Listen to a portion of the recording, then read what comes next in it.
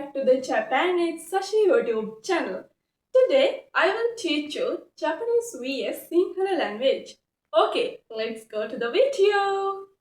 Okay, එහෙනම් අපි දැන් කතා කරනවා සිංහල language එකයි Japanese language එකයි සිංහලද එහෙමත් නැත්නම් totally different කියන එක ගැන දැන් බලනවා. ඉතින් මේ දේ බලන්න නම් අපි දේවල් පහක් ගැන ඉගෙන ගන්නවා. ඒ තමයි පළවෙනියටම අපි ඉගෙන ගන්නවා sentence structure වාක්‍ය ව්‍යුහය. දෙවෙනියට writing system ලිවීම.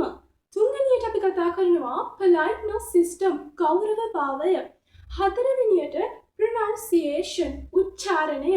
ඉතින් අපි අවසානයේදීම කතා කරනවා grammar. ඒ තමයි ව්‍යාකරණ. Okay, එහෙනම් දැන් අපි යමු sentence structure එකට. වාක්‍ය ව්‍යුහය. අපි ඉස්සෙල්ලාම කතා කරමු හොඳටම දන්න language එක තමයි සිංහල language එක. සිංහල language එකේ sentence structure කොහොමද?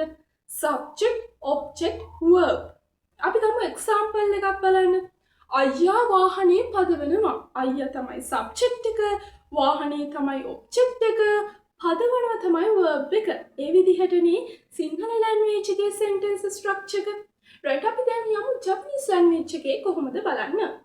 Japanese language එකේ ඒ විදිහටම තමයි subject, object, verb තමයි ඒකේ තියෙන්නේ.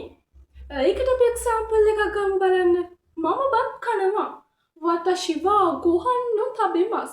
වතෂි කියනවා මම කියලා කියන්න. ඒක තමයි වාක්‍යයේ subject එක. ගොහන් කියනවා බත්වලට. ගොහන් තමයි වාක්‍යයේ object එක. තබෙමස් කියනවා කනවා කියන්න. ඒක තමයි වාක්‍යයේ verb එක. එතකොට Japanese language එකේ සිංහල language එකේ sentence structure එක almost same. එහෙම නේද?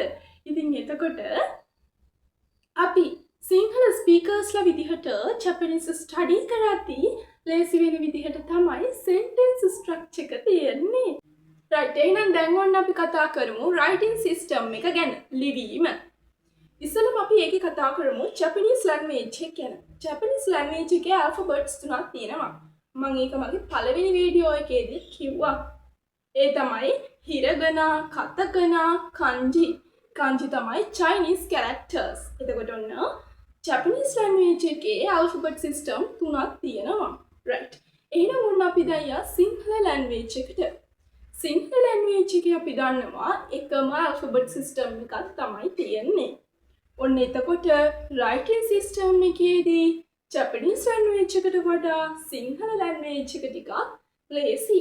මොකද Japanese language එකේ alphabet system තුනක් තියෙන නිසා.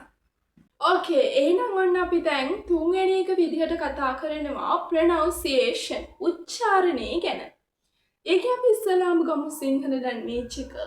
ඔන්න අපි සිංහල language එක දන්නවනේ ඒකේ එක tones වර්ග තියෙනවා. ඒ තමයි මහා ප්‍රාණ සංඥක විදියට tones වර්ග තියෙනවා. හැබැයි ජපන් භාෂාවේ එහෙම tones වර්ග නැහැ. හරිම ලේසියෙන් කතා කරන්න පුළුවන් භාෂාවක්. ඉතින් ඒක චුට්ටක් සෙට් වෙන්න ඕනේ කතා කරන්න. එතකොට හරිම ලේසි. ඉතින් එතකොට අපි ජපන් ඉගෙන ගන්න beginnersලා විදියට කතා කරන්න ලේසි භාෂාවක් තමයි ජපන් භාෂාව කියලා කියන්නේ. මොන්න අපි කතා කරමු politeness system එක ගැන. ගෞරවභාවය ගැන. ඒකෙත් අපි ඉස්සෙල්ලාම ජපන් භාෂාව ගමු.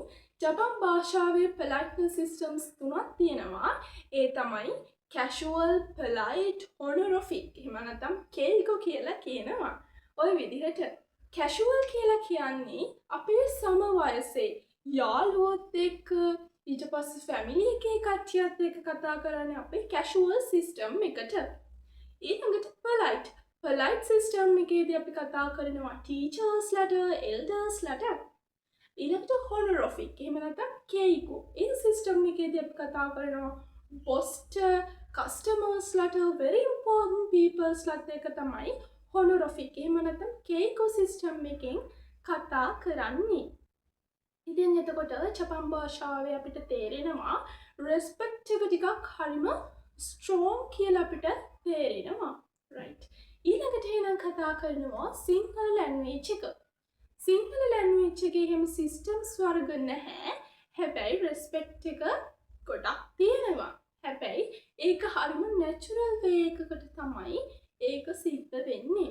ඉතින් එතකොට අපි දන්නවා ජපන් භාෂාවේ පුද්ගලයාගෙන් පුද්ගලයාට කතා කරන වචන වෙනස් වෙනවා.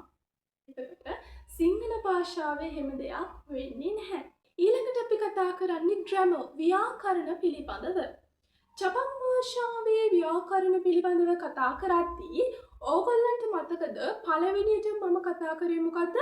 සෙන්ටෙන්ස් ස්ට්‍රක්චර් එක ගැන. සෙන්ටෙන්ස් ස්ට්‍රක්චර් ගැන කතා කරද්දී ජපන් භාෂාවේ මම උදාහරණයක් ගත්තා මම බත් කනවා. කොහොමද ඒක කිව්වේ? වතෂි වා ගොහන් තබෙමස් කියලා කිව්වා. වතෂි වා ගොහන් ඕ තබෙමස් තමයි. මොනවද මේ වා ඕ කියලා කියන්නේ?